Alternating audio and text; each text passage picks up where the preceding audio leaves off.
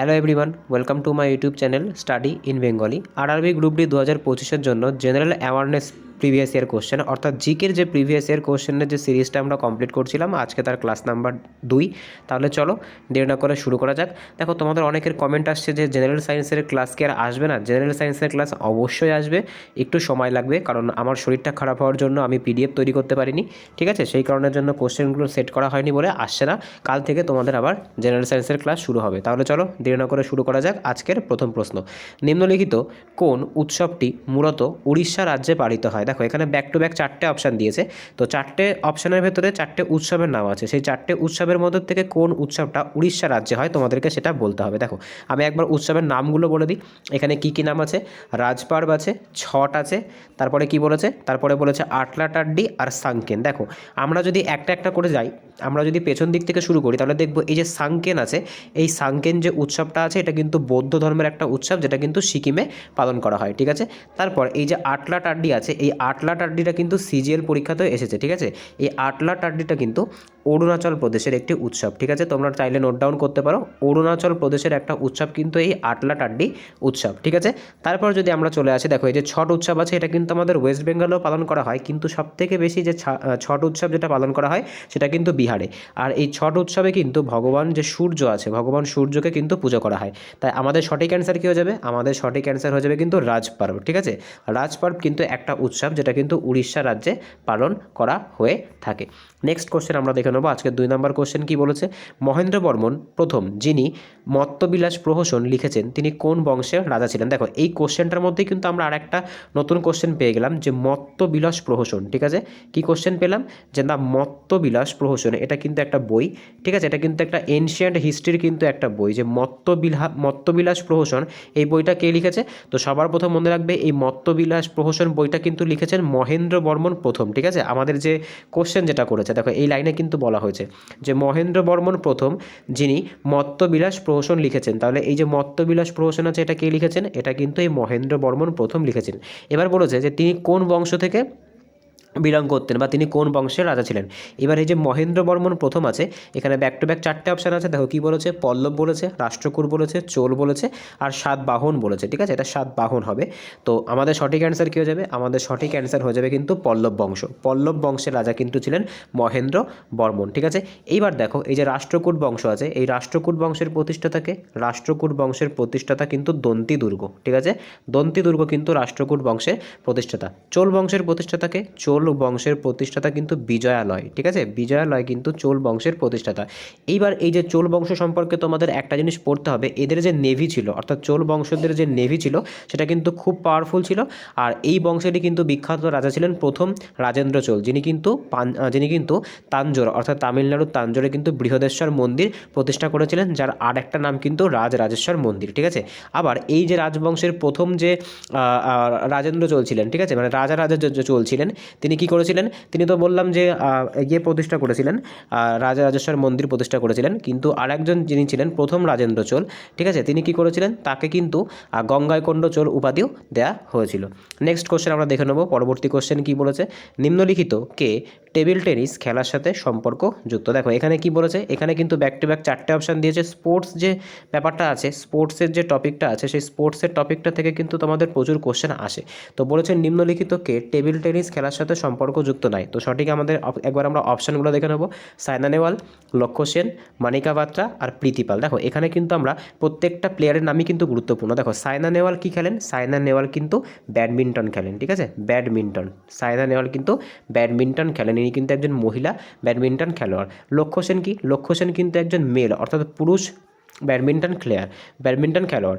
এবার যে প্রীতি পাল আছেন, ইনি কিন্তু একজন স্প্রিন্টার, ঠিক আছে? ইনি কিন্তু যে প্যারিস প্যারা অলিম্পিক ছিল, সেই প্যারিস প্যারা অলিম্পিকে কিন্তু ইনি একটা ইভেন্টের মধ্যে, মানে একটা অলিম্পিকের মধ্যেই কিন্তু 2টো ব্রোঞ্জ পদক পাওয়া প্রথম মহিলা হয়েছেন ট্র্যাক অ্যান্ড ফিল্ড সেকশনে, ঠিক আছে? এইবার দেখো এই যে মানিকা বাত্রা আছে, ঠিক আছে? মানিকা বাত্রা আছে, এই মানিকা বাত্রা কিন্তু টেবিল টেনিসের সাথে সম্পর্কযুক্ত। এছাড়া টেবিল টেনিসের সাথে সম্পর্কযুক্ত আরও 2-1টা নাম তোমাদের জেনে রাখতে হবে, যেমন কিন্তু শরৎ কমল, ঠিক আছে? শরৎ কমলও কিন্তু টেবিল টেনিসের সাথে সম্পর্কযুক্ত। এই নামটা কিন্তু খুবই গুরুত্বপূর্ণ, ঠিক আছে? নেক্সট কোশ্চেন আমরা দেখে নেব। পরবর্তী কোশ্চেন কি বলেছে? চার দাগের কোশ্চেন কি বলেছে, নিম্নলিখিত কোনটি ভারতের একটি শিল্প অঞ্চল। দেখো ভারতের একটি ইন্ডাস্ট্রিয়াল রিজিয়ন কোনটা বা একটা ইন্ডাস্ট্রিয়াল, ঠিক আছে, ভারতের একটা ইন্ডাস্ট্রিয়াল অঞ্চল কোনটা। দেখো ভারতের একটা ইন্ডাস্ট্রিয়াল রিজিয়ন এর মধ্যে থেকে কোনটা হতে পারে। এখানে ব্যাক টু ব্যাক চারটে অপশান দিয়েছে। অপশানগুলো কি বলেছে, ছোটনাগপুর বলেছে, রাজস্থান বলেছে, খেত্রি বলেছে আর রানীক্ষেত বলেছে। তো আমাদের সঠিক অ্যান্সার কী হয়ে যাবে, আমাদের সঠিক অ্যান্সার হয়ে যাবে কিন্তু ছোটনাগপুর যে প্লাটিউ আছে, ঠিক আছে, যে ছোটনাগপুর প্লাটিউ আছে সেই ছোটনাগপুর প্লাটিউ কিন্তু ভারতের সবথেকে বড় বৃহত্তম যে ইন্ডাস্ট্রিয়াল বা আমরা বলতে পারি মালভূমি অঞ্চল তো অবশ্যই, কিন্তু তার সঙ্গে কিন্তু ইন্ডাস্ট্রিয়াল অঞ্চলও বা একটা ইন্ডাস্ট্রিয়াল রিজিয়নও কিন্তু এই ছোটনাগপুর অঞ্চল। নেক্সট কোশ্চেন আমরা দেখে নেবো আজকের পরবর্তী কোশ্চেন। 5 নম্বর কোশ্চেন কি বলেছে, 1792 সালে দারোগা প্রথা কে চালু করেন। 1792 সালে দারোগা প্রথা কে চালু করেন। দেখো 1792 মানে কি 1792 মানে কিন্তু এখানে ব্রিটিশ এম্পায়ারের কথা বলছে, ঠিক আছে, অর্থাৎ ব্রিটিশদের যে পিরিয়ড ছিল সেই ব্রিটিশ পিরিয়ডের কথা বলছে। তো এখানে আমাদের অপশানগুলো কী কী দিয়েছে, কর্নওয়ালিস দিয়েছে, ওয়েলেসলি দিয়েছে, রিপন দিয়েছে আর আরউইন দিয়েছে, ঠিক আছে, এটা আরউইন হবে। তো আমাদের সঠিক অ্যান্সার কী হয়ে যাবে, আমাদের সঠিক অ্যান্সার হয়ে যাবে কিন্তু লর্ড কর্নওয়ালিস। লর্ড কর্নওয়ালিসই কিন্তু এই যে দারোগা সিস্টেমটা আছে এই দারোগা সিস্টেমটা প্রবর্তন করেছিল। এবার বাদবাকি অপশানগুলো একবার আমরা দেখব। দেখো ওয়েলেসলি কী করেছিল, ওয়েলেসলি কিন্তু অধীনতামূলক মিত্রতা, এটা কিন্তু তোমাদেরকে আমি আগের দিন করিয়েছি যে অধীনতামূলক যে মিত্রতা ছিল সেই অধীনতামূলক মিত্রতা নীতি কে প্রবর্তন করেন, সেই অধীনতামূলক মিত্রতা নীতি কিন্তু প্রবর্তন করেন লর্ড ওয়েলেসলি। এবার এই যে লর্ড রিপন আছে, লর্ড রিপন কী করেন, লর্ড রিপনের সময়কাল থেকে কিন্তু 1881 সাল থেকে কিন্তু সবার প্রথম ভারতে অফিসিয়ালি যে সেন্সাস বা জনগণনা সেটা কিন্তু শুরু হয়েছিল লর্ড রিপনের সময়কাল থেকে। তো আমাদের এই কোশ্চেনের সঠিক অ্যান্সার কী হয়ে যাবে, আমাদের এই কোশ্চেনের সঠিক অ্যান্সার হয়ে যাবে কিন্তু লর্ড কর্নওয়ালিস, যিনি কিন্তু দারোগা প্রথা বা দারোগা যে সিস্টেমটা ছিল সেই দারোগা সিস্টেমটা তৈরি করেছিলেন। নেক্সট কোশ্চেন আমরা দেখে নেবো আজকে 6 নম্বর কোশ্চেন কী বলেছে, ভারতের সবথেকে বেশি ডাল উৎপাদক রাজ্য কোনটা। দেখো ডাল উৎপাদনের ক্ষেত্রে সবথেকে বেশি মানে কোন রাজ্যে সবথেকে বেশি ডাল উৎপাদন করা হয়, ঠিক আছে, ডাল বা এটাকে কিন্তু ইংলিশে আসতে পারে অনেক সময় যে পালসেস, ঠিক আছে, পালসেসকেই কিন্তু ডাল বলা হয়ে থাকে। তো সবথেকে বেশি ভারতের কোন রাজ্যে ডাল উৎপন্ন হয়। তো আমাদের ব্যাক টু ব্যাক চারটে অপশান আছে, একবার আমরা অপশানগুলো দেখে নেব। কী অপশান বলেছে, মধ্যপ্রদেশ বলেছে, উত্তরপ্রদেশ বলেছে, হরিয়ানা বলেছে আর রাজস্থান বলেছে। তো সঠিক অ্যান্সার কী হয়ে যাবে, সঠিক অ্যান্সার হয়ে যাবে কিন্তু আমাদের মধ্যপ্রদেশ, ঠিক আছে, মধ্যপ্রদেশে কিন্তু সবথেকে বেশি ডাল উৎপন্ন হয়ে থাকে। এবার দেখো এখানে যে উত্তরপ্রদেশ আছে সেই উত্তরপ্রদেশে কী করতে হবে, দেখো উত্তরপ্রদেশে কিন্তু সবথেকে বেশি আখ উৎপন্ন হয়ে থাকে, ঠিক আছে, সবথেকে বেশি আখ উৎপন্ন কিন্তু হয়ে থাকে উত্তরপ্রদেশে। নেক্সট কোশ্চেন আমরা দেখে নেব, পরবর্তী কোশ্চেন কী বলেছে, 1814 সালে কে আত্মীয় সভা প্রতিষ্ঠা করেন। দেখো এই যে আত্মীয় সভা বা ব্রিটিশ ভারতের সময় যে বিভিন্ন রকমের সভাগুলি তৈরি হয়েছিল সেই সভাগুলি থেকে কিন্তু প্রচুর কোশ্চেন তোমাদের আসে, যেরকম আত্মীয় সভা আছে বা ব্রাহ্ম সমাজ আছে, এগুলো থেকে কিন্তু প্রচুর কোশ্চেন আসে। তো আত্মীয় সভা 1814 সালে কে নির্মাণ করেন, এখানে ব্যাক টু ব্যাক চারটে অপশান আছে, আমরা অপশানগুলো একবার দেখে নেব। রাজা রামমোহন রায় আছে, বিদ্যাসাগর আছে, উইলিয়াম মেন্ট আছে আর কিন্তু আছে কোনোটি নয়। তো সঠিক অ্যান্সার কী হয়ে যাবে, সঠিক অ্যান্সার হয়ে যাবে কিন্তু রাজা রামমোহন রায়। রাজা রামমোহন রায় কিন্তু 1814 সালে কী করেছিল, 1814 সালে কিন্তু রাজা রামমোহন রায় এই আত্মীয় সভাটা তৈরি করেছিল, ঠিক আছে। এছাড়া কিন্তু তিনি ব্রাহ্ম সমাজও তৈরি করেন, এছাড়াও কিন্তু তিনি ব্রাহ্ম সমাজ তৈরি করেন। এই ব্রাহ্ম সমাজে তিনি কত সালের প্রতিষ্ঠা করেন এটা তোমাদের জন্য একটা HW থাকলো, এটা কিন্তু তোমরা অবশ্যই আমাকে কমেন্টে জানাবে। নেক্সট কোশ্চেন আমরা দেখে নেবো আজকের 8 নম্বর কোশ্চেন কী বলেছে, সিধু এবং কানু, ঠিক আছে, এখানে একটু স্পেলিং মিস্টেক আছে, সিধু এবং কানু কোন বিদ্রোহের নেতা ছিলেন। দেখো এর থেকে কিন্তু সোজা কোশ্চেন হতে পারে না, যেমন সোজা কোশ্চেন তেমনই কিন্তু একটা ভীষণ ইম্পর্টেন্ট কোশ্চেন, ঠিক আছে। তো সিধু আর কানু এই নাম দুটো আমরা কিসের সঙ্গে শুনেছি। তো সঠিক অ্যান্সার কী হয়ে যাবে, সঠিক অ্যান্সার হয়ে যাবে কিন্তু সাঁওতাল বিদ্রোহ, ঠিক আছে, সাঁওতাল বিদ্রোহের সঙ্গে কিন্তু এই সিধু এবং কানু সম্পর্কযুক্ত। এবার এই সাঁওতাল বিদ্রোহ কত সালে হয়েছিল, সাঁওতাল বিদ্রোহ কিন্তু হয়েছিল 1855 নাগাদ, ঠিক আছে, 1855 নাগাদ কিন্তু এই সাঁওতাল বিদ্রোহ হয়েছিল, ঠিক আছে। নেক্সট কোশ্চেন আমরা দেখে নেব, পরবর্তী কোশ্চেন কী বলেছে, নিম্নলিখিত কোনটি ভারতের পূর্ব উপকূলের একটি বন্দর, ঠিক আছে, ভারতের পূর্ব উপকূলের একটি বন্দর কোনটি। এখানে ব্যাক টু ব্যাক চারটে অপশান আছে, অপশানগুলো একবার আমরা দেখে নেব। কি বলেছে, মর্মাগাঁও বলেছে, পারাদ্বীপ বলেছে, দীনদয়াল বলেছে আর কোচিন বন্দর বলেছে। দেখো ভারতের যে পূর্ব উপকূল আছে, দেখো সবার প্রথমে তোমাদেরকে যদি আমি ম্যাপটা ড্র করি, মনে করো এটা হচ্ছে, ঠিক আছে, এখানে মোটামুটিভাবে আমি ম্যাপটা ড্র করছি, মনে করো এটা ইন্ডিয়া, এটা কিন্তু পশ্চিম উপকূল, ঠিক আছে, এটা কিন্তু ওয়েস্ট, এটা হচ্ছে ওয়েস্ট আর এটা হচ্ছে ইস্ট। দেখো এখানে কিন্তু একটা থাকবে যে বন্দরটা ইস্টে আছে আর বাদ বাকি সবগুলো কিন্তু ওয়েস্টে আছে। দেখো এই যে মারমাগাঁও আছে, এটা কিন্তু গোয়াতে আছে। গোয়া কোন দিকে পড়ছে? গোয়া কিন্তু ওয়েস্টে পড়ছে। ঠিক আছে, দেখো দীনদয়াল উপাধ্যায় কোনটা আছে? দীনদয়াল উপাধ্যায় আর এই যে কোচিন, এই কোচিন বন্দরের নামই কিন্তু দীনদয়াল উপাধ্যায় বন্দর করা হয়েছে। ঠিক আছে, তো এটাও কিন্তু কিসে পড়ছে? এটাও কিন্তু আমাদের ওয়েস্টের সাইডেই পড়ছে। এই যে পারাদ্বীপ আছে, এই পারাদ্বীপ কিন্তু উড়িষ্যাতে পড়ছে। আর উড়িষ্যা রাজ্যটা কোথায় আছে? উড়িষ্যা রাজ্যটা কিন্তু ভারতের পূর্ব উপকূলে আছে। তার সঠিক অ্যান্সার কী হয়ে যাবে? সঠিক অ্যান্সার হয়ে যাবে কিন্তু পারাদ্বীপ। আমাদের সঠিক অ্যান্সার কী হয়ে যাবে? সঠিক অ্যান্সার হয়ে যাবে কিন্তু পারাদ্বীপ। নেক্সট কোশ্চেন আমরা দেখে নেব, পরবর্তী কোশ্চেন। আজকে 10 নম্বর কোশ্চেন কী বলেছে? নীলদর্পণ নাটকটি কে লেখেন? দেখো নীলদর্পণ নাটক অর্থাৎ এনশিয়েন্ট বা ব্রিটিশ আমলে, ঠিক আছে, ব্রিটিশ আমলে যে সমস্ত বইগুলো লেখা হয়েছিল, ব্রিটিশ আমলে যে সমস্ত বইগুলো লেখা হয়েছিল সেই বইগুলো থেকে কিন্তু প্রচুর কোশ্চেন আসে। ঠিক আছে, এটা কিন্তু যে কোনো পরীক্ষাতে তুমি দেখবে ব্রিটিশ আমলে যে সমস্ত বইগুলো লেখা হয়েছিল, প্রতিবাদী ধরনের যে বইগুলো লেখা হয়েছিল সেগুলো কিন্তু পরীক্ষাতে আসে। তো নীলদর্পণ নাটকটি কে লিখেছে? তো এখানে ব্যাক টু ব্যাক 4টে অপশান আছে, দীনবন্ধু মিত্র, বিভূতিভূষণ বন্দ্যোপাধ্যায়, সন্ধ্যাকর নন্দী ও গোবিন্দ রাও। দেখো এই যে নীলদর্পণ নাটকটি আছে, এই নীলদর্পণ নাটকটি কিন্তু লেখেন দীনবন্ধু মিত্র। ঠিক আছে, দীনবন্ধু মিত্র কিন্তু এই নীলদর্পণ নাটকটি লেখেন।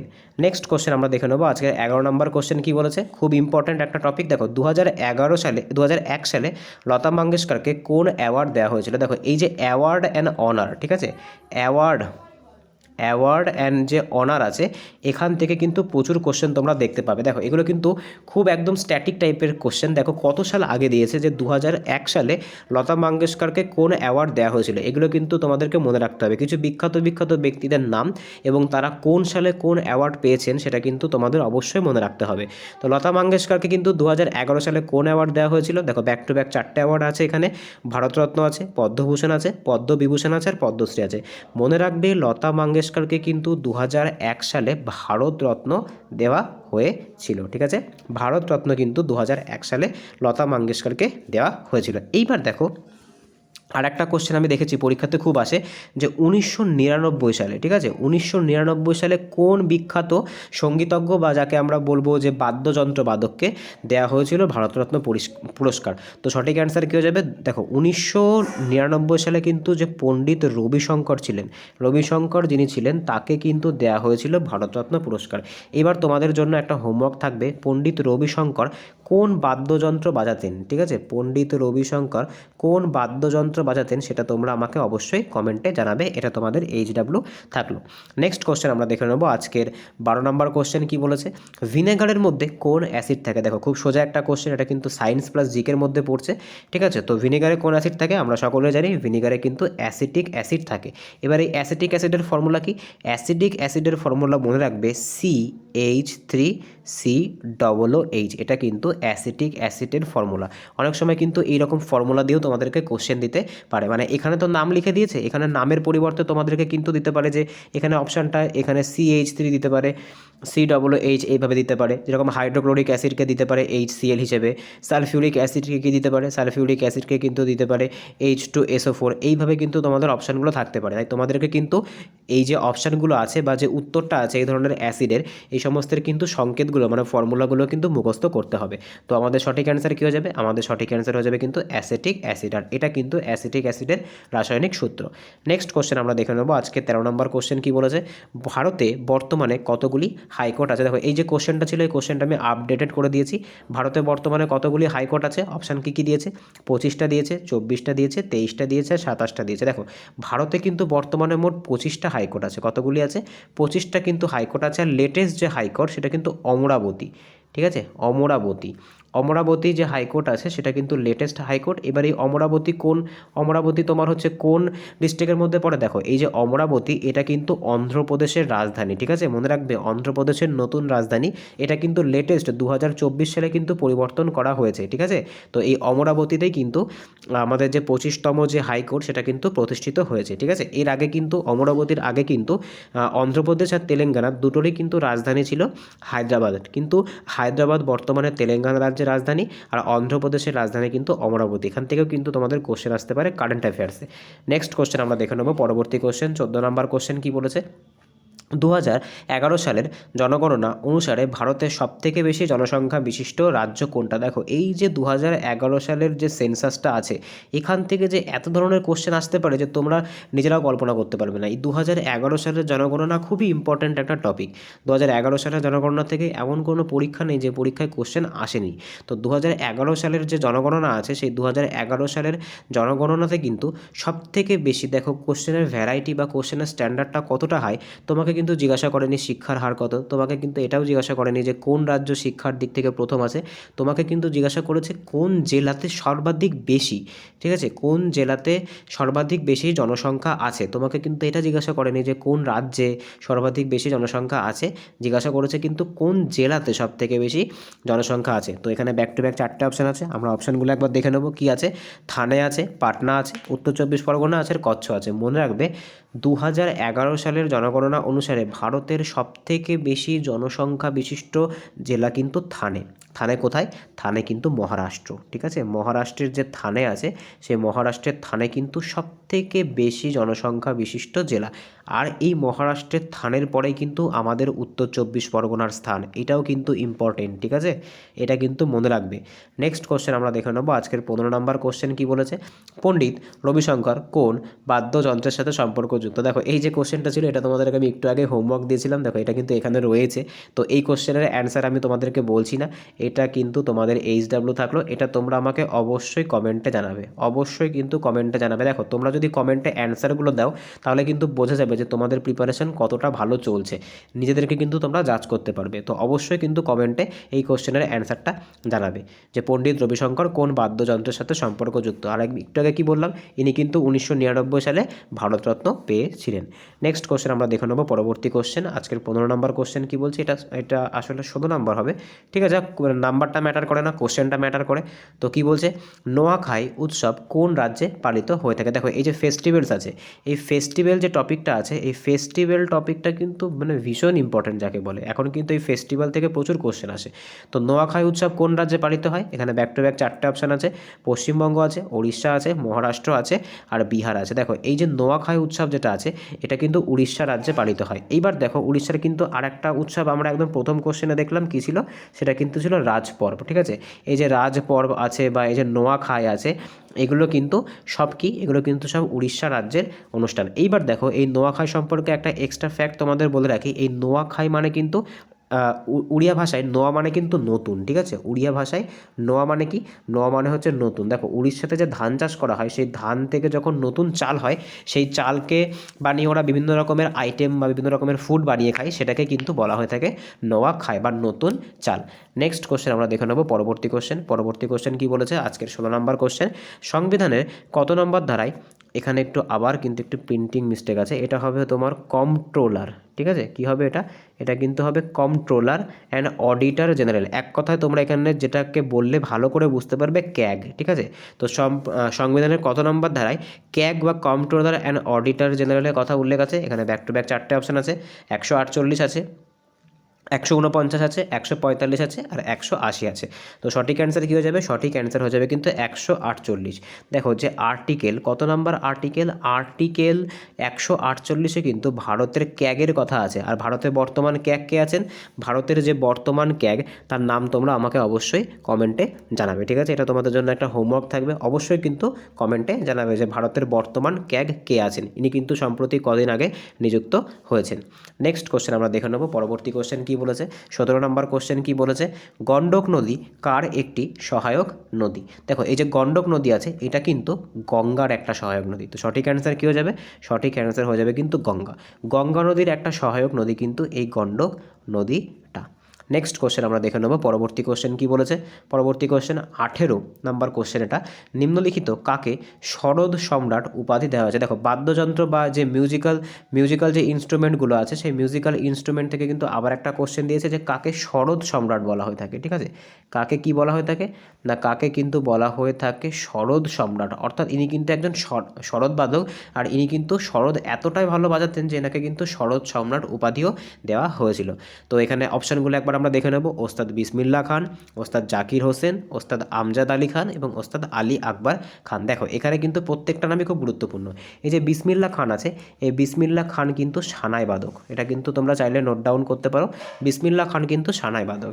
জাকির হোসেন কী বাজান? ইনি কিন্তু খুবই গুরুত্বপূর্ণ আমাদের আপকামিং পরীক্ষাগুলোর জন্য, কারণ ইনি কিন্তু সম্প্রতি মারা গেছেন। জাকির হোসেন কিন্তু তবলা বাজান। এই যে ওস্তাদ আমজাদ আলী খান আর ওস্তাদ আলী আকবর খান, এনারা দুজনেই কিন্তু সরোদ বাজক, ঠিক আছে। এর ভেতর থেকেও কাকে বলা হয়ে থাকে সরোদ সম্রাট? না, ওস্তাদ আমজাদ আলী খান যে আছেন তাকেই কিন্তু বলা হয়ে থাকে সরোদ সম্রাট। তো সঠিক অ্যান্সার কী হয়ে যাবে? সঠিক অ্যান্সার হয়ে যাবে কিন্তু ওস্তাদ আমজাদ আলী খান। নেক্সট কোশ্চেন আমরা দেখে নেব। পরবর্তী কোশ্চেন কী বলেছে? ফলো অন, ঠিক আছে। ফলো অন এই যে কথাটা আছে, এটা ক্রিকেটের কোন ফরম্যাটের সাথে যুক্ত? ঠিক আছে, টার্মটা কি? টার্মটা হচ্ছে ফলো অন। দেখো আমরা জানি 3 ধরনের কিন্তু ক্রিকেট হয়ে থাকে, ঠিক আছে। একটা টেস্ট ক্রিকেট, একটা ওয়ানডে ক্রিকেট, আর একটা কিন্তু টি20 ক্রিকেট, ঠিক আছে। তো এখানে কি বলেছে যে ফলো অন কথাটা ক্রিকেটের কোন ফরম্যাটের সঙ্গে যুক্ত? তো মনে রাখবে ফলো অন যে টার্মটা আছে এটা কিন্তু টেস্ট ক্রিকেটের সাথে সম্পর্কযুক্ত, বাদবাকিগুলোর সাথে কিন্তু সম্পর্কযুক্ত নয়। তো টেস্ট ক্রিকেটের সঙ্গে কিন্তু এই ফলো অন কথাটা সম্পর্কযুক্ত। তাই সঠিক অ্যান্সার কী হবে? সঠিক অ্যান্সার হয়ে যাবে কিন্তু টেস্ট ক্রিকেট। নেক্সট কোশ্চেন আমরা দেখে নেব। পরবর্তী কোশ্চেন, আজকের 20 নম্বর কোশ্চেন কি বলেছে? দেব নাম পিও পিয়াদাসী এই উপাধিটা কার ছিল? দেখো দেবনাম পিও পিয়াদাসী এই উপাধিটা কার ছিল? এটা কিন্তু খুব সোজা একটা কোশ্চেন হিস্ট্রি থেকে। তো আমরা সকলে জানি এটা কিন্তু সম্রাট অশোকের উপাধি ছিল। দেখো সম্রাট অশোকের কিন্তু উপাধি ছিল দেবনাম প্রিয় পিয়াদাসী। এবার দেখো যে হর্ষবর্ধন ছিল, সেই হর্ষবর্ধনের উপাধি কী ছিল? হর্ষবর্ধনের উপাধি ছিল কিন্তু সকলোত্তর পথনাথ, ঠিক আছে। সকলোত্তর না, দেখো নামটা একটু বড়, এখানে একটু ধরতে প্রবলেম হচ্ছে, তো আমি এখানে তাহলে চেষ্টা করছি। দেখো সকলোত্তর পথনাথ এটা কিন্তু হর্ষবর্ধনের কী ছিল? না, হর্ষবর্ধনের উপাধি কিন্তু ছিল সকলোত্তর পথনাথ। এইবার দেখো এখানে যে সমুদ্রগুপ্ত আছে, এই সমুদ্রগুপ্তকে কী বলা হয়ে থাকে? সমুদ্রগুপ্তকে কিন্তু বলা হয়ে থাকে ইন্ডিয়ান নেপোলিয়ান। কী বলা হয়ে থাকে? সমুদ্রগুপ্তকে কিন্তু বলা হয়ে থাকে ইন্ডিয়ান নেপোলিয়ান। এখান থেকে কিন্তু পরীক্ষাতে অনেক সময় কোশ্চেন দেয় যে ভারতের নেপোলিয়ান কাকে বলা হয়ে থাকে? না, ভারতের নেপোলিয়ান কিন্তু বলা হয়ে থাকে সমুদ্রগুপ্তকে। নেক্সট কোশ্চেন আমরা দেখে নেব। পরবর্তী কোশ্চেন, আজকের 21 নম্বর কোশ্চেন কি বলেছে? কুকি নৃত্য কোন রাজ্যে পালিত হয়ে থাকে? দেখো ড্যান্স থেকে কিন্তু একটা কোশ্চেন দিয়েছে। তো কুকি নৃত্য ভারতের কোন রাজ্যে পালিত হয়? তো দেখো এই যে কুকি নৃত্যটা আছে, ঠিক আছে, কুকি যে নৃত্যটা আছে এটা কোথায় পালিত হয়? এটা কিন্তু ভারতের যে নাগাল্যান্ড আছে সেই নাগাল্যান্ডে কিন্তু এই কুকি নাচটা হয়ে থাকে। এবার দেখো নাগাল্যান্ডে কিন্তু একটা বিখ্যাত ফেস্টিভ্যাল আছে যেটাকে কিন্তু আমরা বলে থাকি হর্নবিল ফেস্টিভ্যাল, ঠিক আছে। হর্নবিল ফেস্টিভ্যাল এটা কিন্তু প্রত্যেক বছর 1 ডিসেম্বর থেকে শুরু হয়, ঠিক আছে। 1 ডিসেম্বর থেকে শুরু হয়ে 10 ডিসেম্বর পর্যন্ত চলে, মোট 10 দিন চলে। এটাকে কিন্তু ফেস্টিভ্যালসও বলা হয়ে থাকে। নেক্সট কোশ্চেন আমরা দেখে নেব। পরবর্তী কোশ্চেন কি বলেছে? আজকের 22 নম্বর কোশ্চেন, ভীমপাতি চিন্না সত্তম কোন নাচের সাথে? ঠিক আছে, ভীমপাতি চিন্না সত্তম কোন নাচের সাথে বা কোন ড্যান্সের সাথে সম্পর্কযুক্ত? ভীমপাতি চিন্না সত্তম। তো সঠিক অ্যান্সার কী হয়ে যাবে? সঠিক অ্যান্সার হয়ে যাবে কিন্তু কুচিপুড়ি নাচের সঙ্গে কিন্তু ভীমপাতি চিন্না সত্তম সম্পর্কযুক্ত। এইবার দেখো এই যে কুচিপুড়ি নাচ আছে, কুচিপুড়ি নাচের সাথে কিন্তু আর একজন খুব গুরুত্বপূর্ণ ব্যক্তি সম্পর্কযুক্ত, তার নাম কিন্তু যামিনী কৃষ্ণমূর্তি, ঠিক আছে। কি বললাম? তার নাম কিন্তু যামিনী কৃষ্ণমূর্তি। এই যামিনী কৃষ্ণমূর্তির নাম কিন্তু পরীক্ষাতে খুব আসে। নেক্সট কোশ্চেন আমরা দেখে নেব। পরবর্তী কোশ্চেন কি বলেছে?